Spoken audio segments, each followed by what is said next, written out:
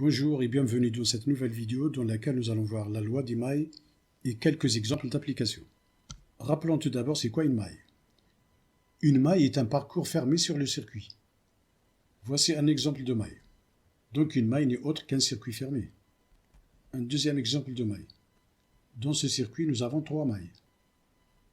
Nous avons la maille A, B, C, F, A.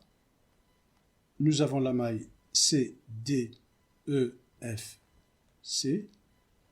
Et nous avons la grande maille qui est A, B, C, D, E, F et A. On part d'un point et on revient au même point. Que dit la loi des mailles? La somme algébrique des tensions rencontrées dans une maille est nulle.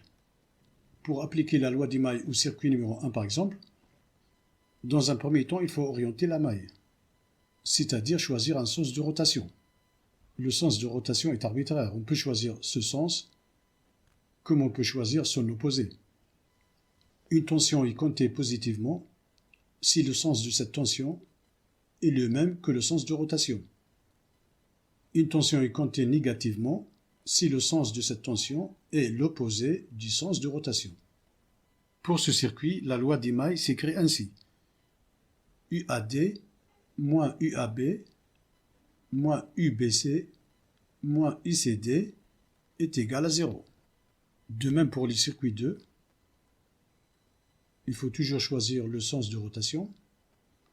On choisit celui-là par exemple. Dans la maille 1, si on prend le sens de rotation de B, C, F, A, B, on a donc E moins U1 moins U2 est égal à 0. Pour la maille 2, donc si on parcourt la maille dans le sens C, D, E, F, C, dans ce sens-là, on a U2 moins U3 égale 0. U2, elle a le même sens que le sens de rotation. U3 a le sens opposé au sens de rotation.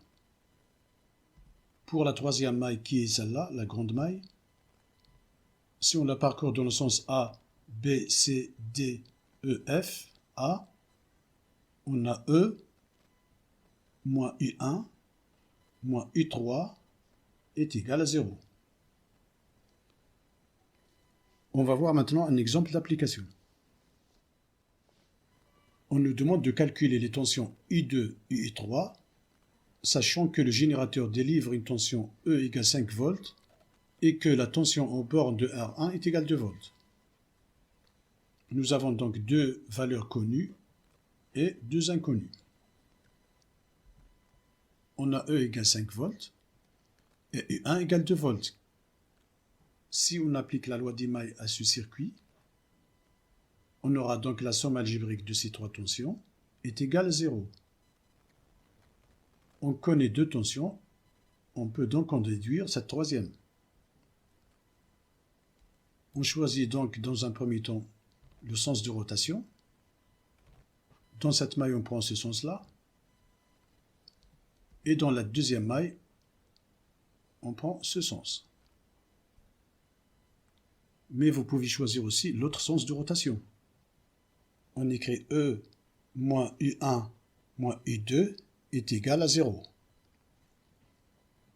La tension E est positive car le sens de cette flèche est le même que celui de rotation.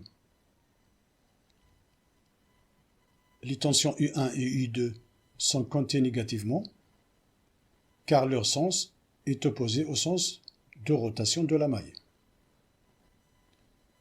U2 est donc égal à E1 moins U1. U2 est donc égal à 5 moins 2. E est égal à 5 volts. U1 est égal à 2 volts. On a donc U2 égale 3 volts. Maintenant, si on prend cette maille, nous avons ici un seul inconnu qui est U3. U2, elle est de 3 volts. Donc si on applique la loi des mailles à ce circuit, on peut écrire donc U2 moins U3 égale 0. U2 est positive car elle a le même sens que celui de rotation. U3 est négative car elle a le sens opposé au sens de rotation. On peut donc écrire U2 égale U3. U2 est égal 2 volts. U3 est donc égal 3 volts. On aurait pu aussi calculer U3 en appliquant la loi d'Imai à la maille A, B, C, D, E, F et A, donc à la grande maille. On aura donc E1 moins U1 moins U3 égale 0. U3 est donc égal à E moins U1, c'est-à-dire 5 moins 2. U3 est donc égal à 3 volts. On trouve donc le même résultat. Cette séquence est terminée. Merci de votre attention et à très bientôt.